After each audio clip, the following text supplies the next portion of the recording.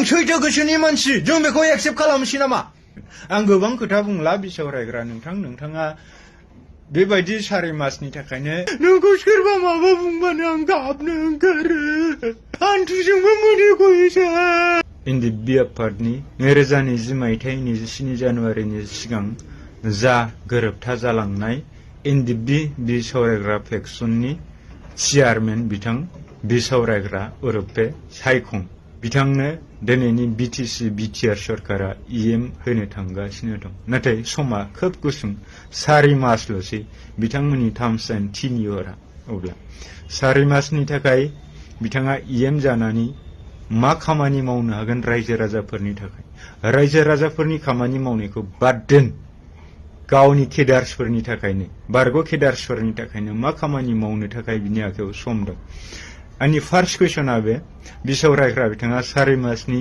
EM लानानै गोजोननोसै नामा बेबो मेनसन गैया बबे डिपार्टमेन्टनिफ्राय बा बबे डिपार्टमेन्टआव बेखौ इएम होगोन लेखा गोरोंफोरनि लिरनाय इउसुएल आप्सफोरनि लिरनाय जोंथ' क'बो फरायनो मोनाखै गाराङाबो फरायनो मोनाखै बेखायनो बुजियाखै दा बिनि सिगां आं मोनसे खोथा बुंगोन सिगांनि समाव हाग्रामा महिलारि बिथांबा बे बिटिसिनि चिफ सेक्रेटारि बिथांमोनानो सोरनिबा इएम पदखौ सिफायनो हायोमोन सोरनोबा इएमबो होनो हायोमोन दा डाइरेक्ट गुवाहाटीनिफ्रायसो फैयो खोब लाजिनांथाव बेवहाय जोंनि पावारा थांदों होननानै डाइरेक्टहाय नोंथांमोना मोनथिनानै लानाया मोजां दा बेवहाय आं मोनसे खोथा बुंगोन बिसावरायग्रा बिथाङा हारिनि थाखायनो आखायाव हाथियार लानानै दावहा होनायनि गेजेरजों बेबो 1986 निफ्राय जोंहा गेदेमा रन्जन दैमारि बिथाङा जेब्ला समाव बर' हारिया मुगैजादोंमोन नारदबजादोंमोन नासयजादोंमोन बै समाव बर' हारियाबो जे बे आसाम हादोरनि बा आसाम हादाबसानि गिबि थागिबि महरै जोंहाबो जे बे हायावनो एकदम संरैखाथियै थांनानै थानायनि मोन्थाय दं अब्ला दिनै गुबुनारिफोरा बा अना बर'फोरा जोंनि माखासे मोन्थायफोरखौ माबोरै गैया खालामनानै जोंखौ बेवहाय बिदेशी बायदि जोंखौ गुबुनारि बायदि जोंखौ सै मै खालामो जोंखौ मुगैयो जोंखौ गासैबो जोंनि मोननांगौ सुबिदानिफ्राय जोंखौ डिप्राइभ खालामो होननानैथ' बिथाङा सासे गोजौ सोलोंथाइ गोनांब्लाबो आखायाव हाथियार लानायनि गेजेरजों दावहा नांदोंमोन आरो बै समाव 1986 मायथाइयाव बिथांमोना बिसेफ मुंजों गावसोरनि आफादखौ गठन खालामदोंमन बैनि उनावहाय बिथांमोना एनडिएफबि मुंजों दिनै सारा बुहुमावनो सिनायथि जानाय आरो एनडिएफबि होनब्लानो बर' हारिखौ सिनायथिनाय दा बै समाव बिथांमोना जेब्ला समाव हाथियारनि गेजेरजों सरकारनि हेंथायै बर' हारिखौ बुहुमाव गायसननो दावहा होबोबाय थादोंमोन बै समाव गबिन्द बिथाङा जेल जानायनि थाखायनो गबिन्द बिथांखौ उदां खालामनो बा कर्ट कासारि लिगेलि फाइट खालामनो थाखाय सिजफायाराव थानानै उनावहाय बिथाङा साननानै जों खावसे सिभिलाव थागोन खावसे हाग्रायाव थागोन होननानै दिनै रन्जन दैमारि बिथाङा थांफिननानै गोबाव बोसोर दावहा होफिननायनि उनाव जेब्ला रन्जन दैमारि बिथांखौ जोंनि भारत हादरनि माखासे रौनिया हानजाजों लोगोसे दिनै सोरबा बांलादेशनि सरकार सोरबा भुटाननि सरकारफोरा बिथांखौ जयै हमनायनि खायदा कौशल खालामनायनि गेजेरजों हमजाबाय बैनि उनावबो दि बिसावरायग्रा बिथाङा थांनाय 2014-15-16 नि उनावहाय बिथाङा जे बेयावहाय संबिजिर बिथाङा प्रेसिडेन्टशिप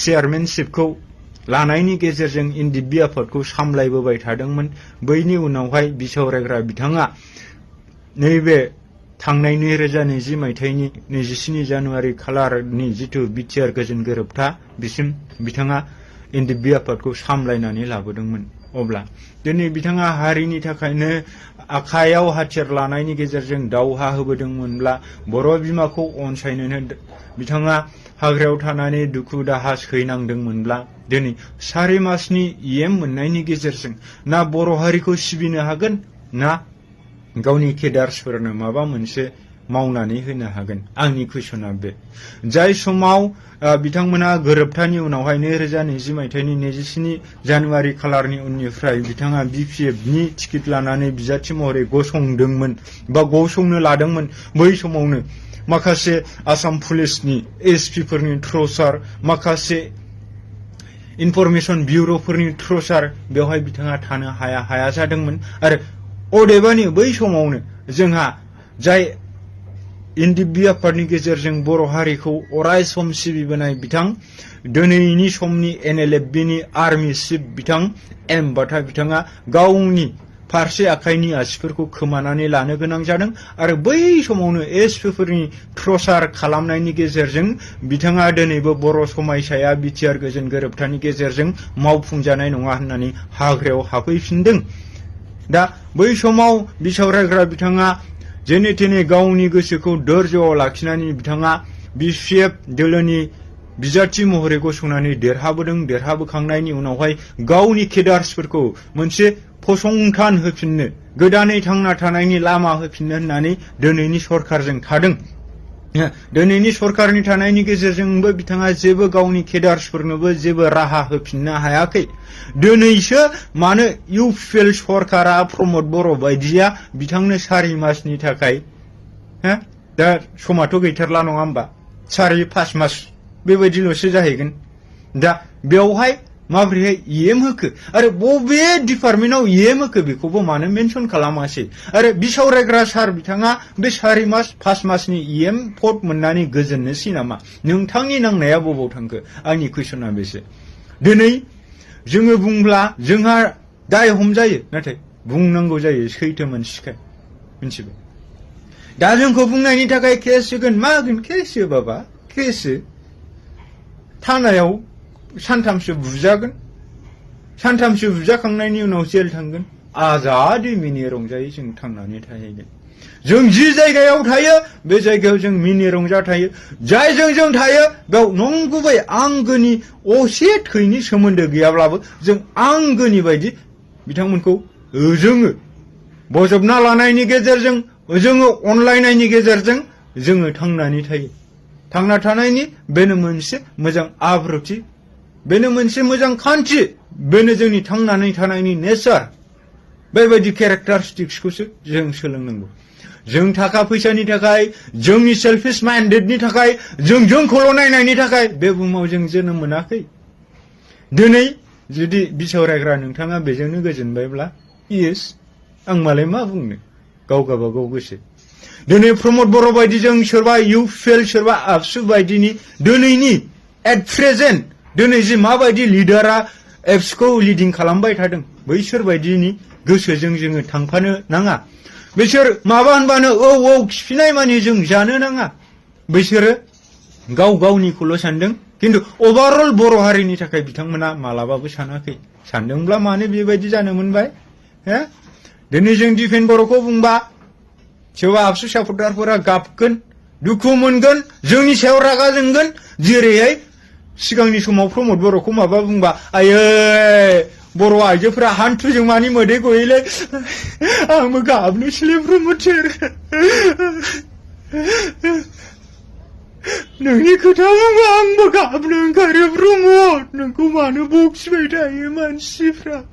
नों बायदि सासे मोजां गोसोनि, मोजां गोरबोनि बर' हारिखौ नायसंग्रा सेकेन्ड बड'फा नोंखौ मानो बखिबाय थायो प्रमद सार? नोंखौ सोरबा माबा बुंबानो आं गाबनो ओंखारो, हान्थुजोंबो मोदै गयो सार। नोंल' सासेल' बर' हारिनि बिर जोहोलाव, नों गैयाब्ला बर' हारिया मा जागोन? खोमसि दरसि आन्दायनानै थानांसिगोन। बिदिसो जागोन।